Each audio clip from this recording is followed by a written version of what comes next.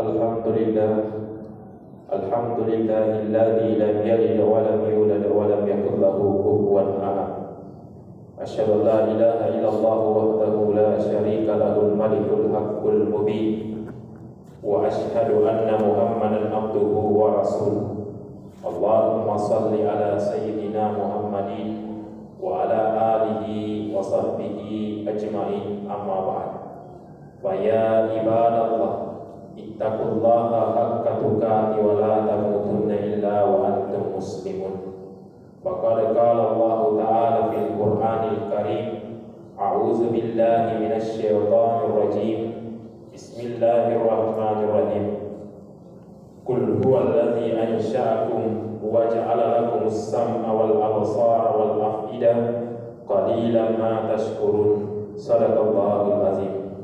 Sidang jamaah Jumat yang insyaallah dirahmati oleh Allah Subhanahu wa taala. Pertama-tama, marilah kita bersyukur kepada Allah Subhanahu wa taala dengan ucapan kalimat alhamdulillahirabbil alamin. Dan marilah kita bersalawat kepada Nabiullah Muhammad sallallahu alaihi wasallam dengan Allahumma shalli ala sayyidina Muhammad wa ala ali sayyidina Muhammad. Sidang jamaah Jumat rahimakumullah. Dalam kesempatan yang mubarak ini yang akan saya jadikan sebagai tema khutbah saya, yakni pada suatu ketika ada seorang laki-laki yang bertanya kepada seorang ulama besar, yakni Imam Hasan Al-Basri. Laki-laki itu bertanya, "Wahai Imam Hasan Al-Basri, benarkah di dalam Al-Quran itu Allah mengatakan ud'uni astajib lakum?"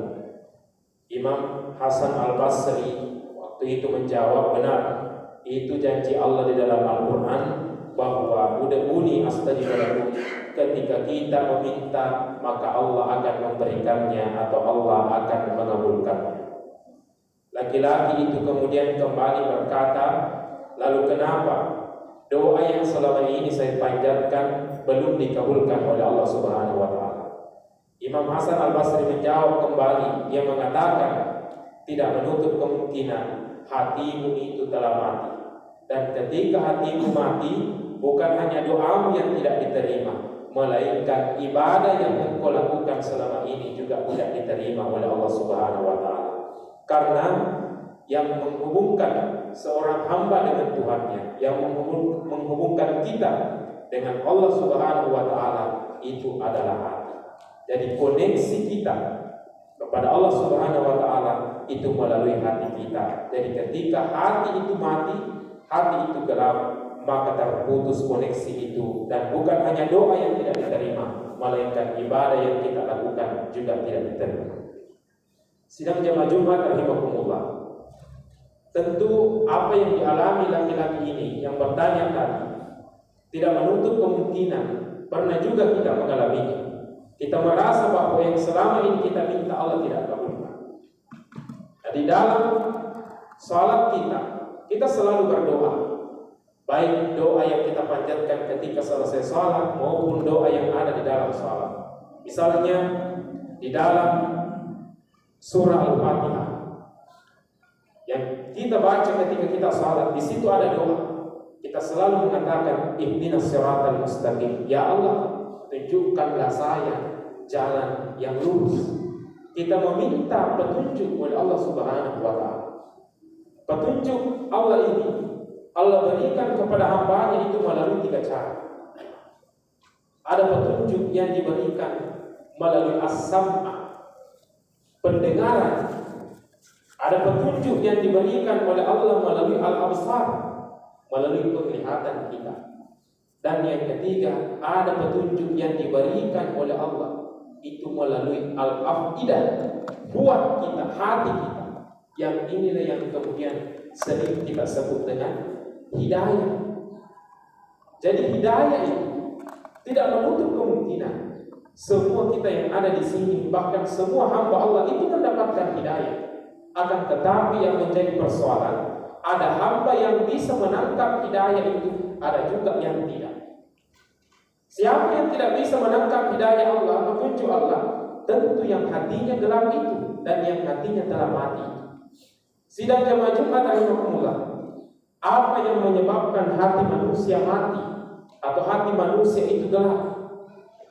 Kata Abdullah bin Mas'ud radhiyallahu anhu yang mengatakan ada 4 penyebab hati manusia menjadi gelap dan kemudian nantinya hati gelap itu akan mati. Yang mana yang keempat itu? Yang pertama, kata Abdullah bin Mas'ud radhiyallahu anhu yang mengatakan perut yang terlalu kenyang tanpa ada ukuran. Perut yang terlalu kenyang tanpa ada ukuran. Ya, tentu ini sesuai dengan ilmu kedokteran yang mengatakan bahwa sumber segala penyakit itu berasal dari perut kita. Dan tentunya ketika kita sakit, itu berbeda cara kita beribadah ketika kita sedang sehat. Artinya mungkin ada ibadah-ibadah yang tidak bisa kita lakukan ketika kita sakit. Selain daripada itu, ada juga yang menafsirkan ini bahwa perut yang terlalu kenyang tanpa ukuran adalah terlalu menuruti hawa nafsu kita. Di dalam Al-Quran, nafsu ini Allah sebutkan 3 macam. Yang pertama ada nafsu, namanya nafsul mutmainnah, nafsu yang tenang. Kapan nafsu ini berfungsi? Ketika manusia melakukan kebaikan, nafsu mutmainnah inilah yang berfungsi. Itulah yang mendorong manusia untuk melakukan kebaikan. Ada juga nafsu namanya nafsu ammarah. Inilah yang mendorong manusia untuk melakukan keburukan yang sering disebut dengan hawa nafsu. Selain itu ada juga namanya nafsu lawamah. Kapan nafsu lawamah ini berfungsi? Ketika seseorang melakukan kesalahan lalu kemudian menyesali kesalahan itu, maka yang berfungsi di situ adalah nafsu lawamah. Sidang jamaah Jumat rahimahumullah. Kemudian yang kedua yang menyebabkan hati menjadi gelap, kata Abdullah bin Mas'ud radhiyallahu anhu, adalah bergaul atau bersahabat dengan orang-orang yang zalim. Jadi tidak ada salahnya pepatah yang mengatakan bahwa barang siapa yang berteman dengan penjual parfum maka dia akan kecipratan bau wanginya.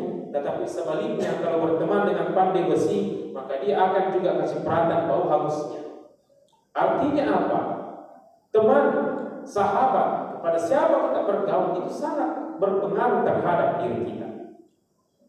Tentu berteman dengan orang yang zalim bukan hanya mencelakai kita di dunia, tetapi juga nantinya akan mencelakai kita di akhirat kelak dan membuat hati kita menjadi gelap, membuat hati kita menjadi mati. Sidang jamaah Jumat rahimahumullah. Kemudian yang ketiga, kata Abdullah bin Mas'ud radhiyallahu anhu, penyebab hati menjadi gelap adalah melupakan dosa-dosa yang telah lalu. Dosa-dosa yang telah lalu yang kita perbuat, yang kita lupakan, tentu bekas noda hitam dosa itu yang ada dalam hati kita itu tidak terhapus. Kenapa tidak terhapus? Karena kita melupakannya sehingga kita tidak pernah bertobat akan dosa itu. Dan hati yang ternoda dengan dosa itu dan dosa yang kita lakukan secara berulang-ulang itu akan menyebabkan hati kita menjadi gelap yang kemudian nantinya membuat hati kita menjadi mati. Sidang jamaah Jumat rahimahullah. Kemudian yang terakhir yang menyebabkan hati manusia menjadi gelap adalah angan-angan kosong atau hayalan yang begitu tinggi. Kata Rasulullah SAW yang mengatakan ada 2 hal yang sangat saya takutkan kepada umatku. Yang pertama, saya takut ia terlalu menuruti hawa nafsunya. Dan yang kedua, saya takut ia terlalu berangan-angan kosong atau berhayal yang tinggi-tinggi. Kenapa? Menuruti hawa nafsu akan mengarahkan, akan mengantarkan dia kepada kebinasaan, dan berangan-angan kosong itu akan mengantarkan dirinya pada sikap hubbud dunia, cinta kepada dunia. Sidang jamaah Jumat rahimahumullah, inilah yang sempat saya sampaikan dalam kesempatan yang mubarak ini. Mudah-mudahan bermanfaat bagi kita semua, terutama diri saya pribadi. Barakallahu li wa lakum fil Qur'anil azim. Wa nafa'ni wa iyyakum bima fihi minal ayati wa zikril hakim wa taqabbal minni wa minkum tilawatahu innahu huwal ghafurur rahim.